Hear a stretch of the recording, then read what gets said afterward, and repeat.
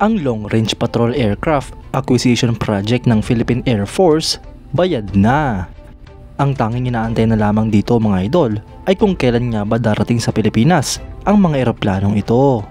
Yan ang pag-uusapan natin, pero bago yan, kung bago ka lang sa aking channel, ay huwag mong kalimutang mag-like, subscribe, at i-hit mo na rin ang notification bell button para lagi kang updated sa mga bagong videos natin.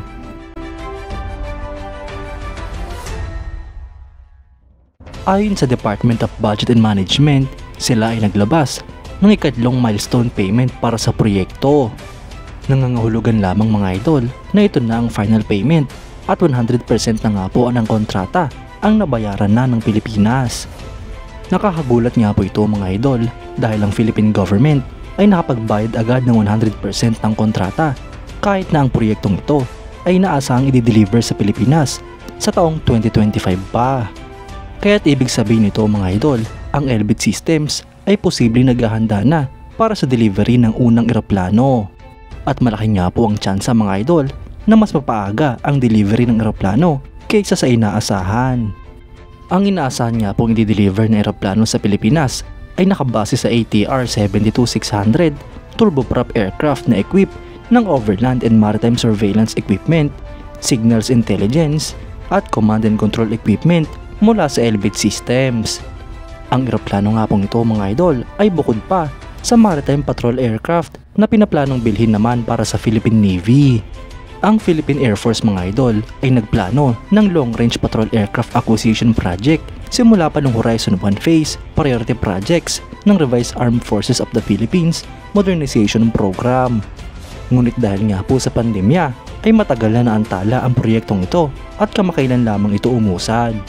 Ngunit ngayon nga po mga idol ay 100% na ng kontrata ang nabayaran ng Pilipinas. Ang acquisition mode dito mga idol ay government-to-government deal kasama ang Israeli Ministry of Defense, habang ang pondo naman ay mula sa AFP Modernization Program Trust Fund na babayaran via multi-year contractual allocation gamit ang General Appropriations Act starting fiscal year 2021. Ang SARO mga idol o Special Allotment Release Order ay unang inilabas noong August 12, 2022 na nagkakalaga ng halos 900 million pesos para sa 15% initial payment. Sa prosesong ito mga idol ay medyo nagkaroon ng problema kaya't naglabas ulit ng SARO noong April 17, 2023 na halos 900 million pesos din ang halaga. Ito nga rin po ang pondo mga idol na unang inilabas ng Pilipinas para sa 15% initial payment. Ang sumunod na SARO mga idol ay nilabas noong December 11, 2023 na nagkakalaga ng mahigit sa 2.3 billion pesos para sa 40% ng proyekto. Habang ang panghuling SARO mga idol ay nilabas nito lang March 5, 2024 na nagkakalaga ng mahigit sa 2.6 billion pesos para sa 45% ng kontrata. Ang winning proponent sa proyekto ay ang Elbit Systems ng Israel kung saan magde-deliver sila ng nakabase sa ATR 72 platform.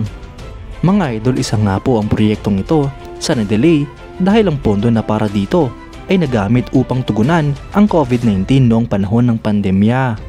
Ngunit ngayon nga po na nagsimula nang makarecover ang Pilipinas ay naibalik na at tuluyan nang naproseso ang proyektong ito.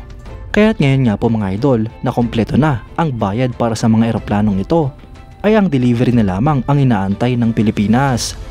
Malaking tulong nga po ito para sa Philippine Air Force mga idol lalo pat kulang na kulang sila sa mga bagong kagamitan.